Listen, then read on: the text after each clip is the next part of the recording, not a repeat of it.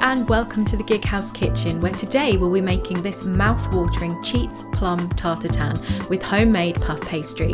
So if that sounds good to you, keep watching.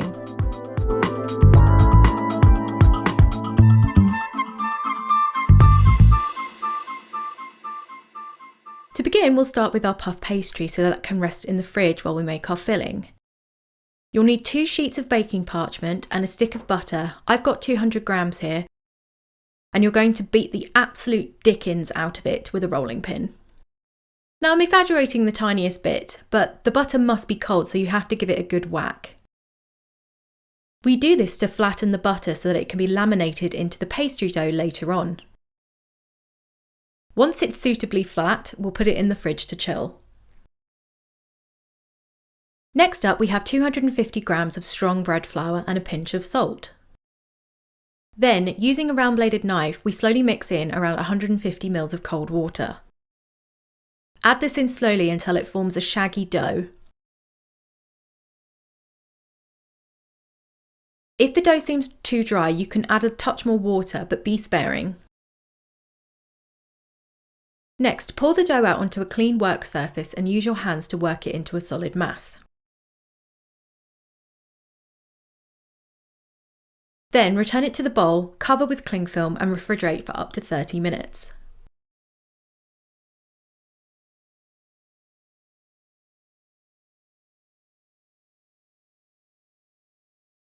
Once the dough is chilled, flour your work surface and roll the dough into a narrow rectangle. Mine was a touch on the chonky side, but you'll want it slightly wider than the butter pat you beat up earlier. You also want to try to keep the edges square if possible. Next, you'll want to place the butter pat onto the middle third of your dough so you can wrap it up like a little baby tortilla like this. Try to push out as much air as possible before you seal the edges using your rolling pin and then roll it out as you did before. You want to fold the dough into thirds again, and this is your first lamination complete. Now you will need to let the pastry chill in the fridge for about 30 minutes to reharden the butter. Once the pastry is chilled, reflour your worktop, give the dough a quarter turn and roll it out again as you did before. Fold the dough into thirds and then back into the fridge for one last chill. Let the dough rest for another 30 minutes, then repeat the previous step one last time to complete your third and final lamination. The puff pastry is now done and you can return it to the fridge to chill until you're ready to use it.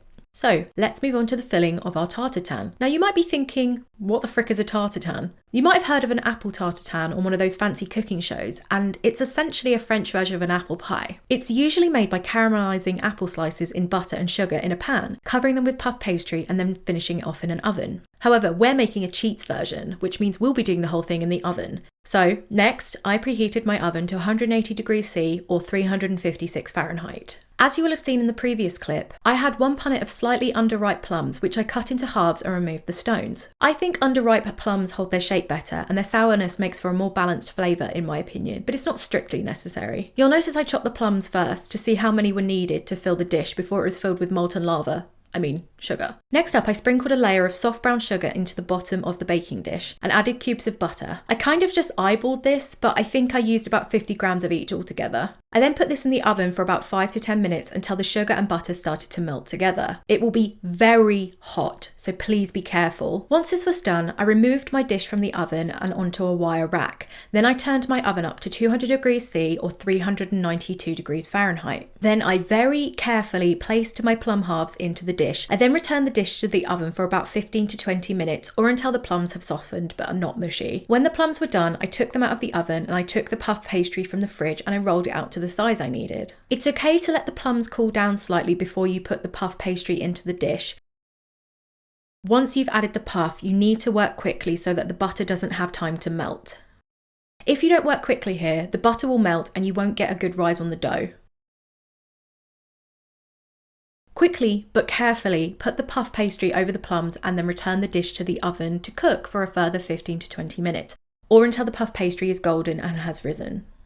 Now you want to let this cool down for a good 20 to 30 minutes before you even think about turning it out of the dish because the sugar will be nuclear. You should wait until the bottom of the dish is warm but not hot, or you will definitely burn yourself. You don't have to worry about the tartatan sticking to the dish because there's a good amount of butter in here, so you have a lot of time to work with it. So let's see how it looks. Dun da da da! That's how you make a cheat plum tartatan from scratch. And to say this was delicious is an understatement. It was sweet, chewy, flaky, sour, and buttery. It was great served hot with ice cream, but it was also great served cold as a breakfast pastry.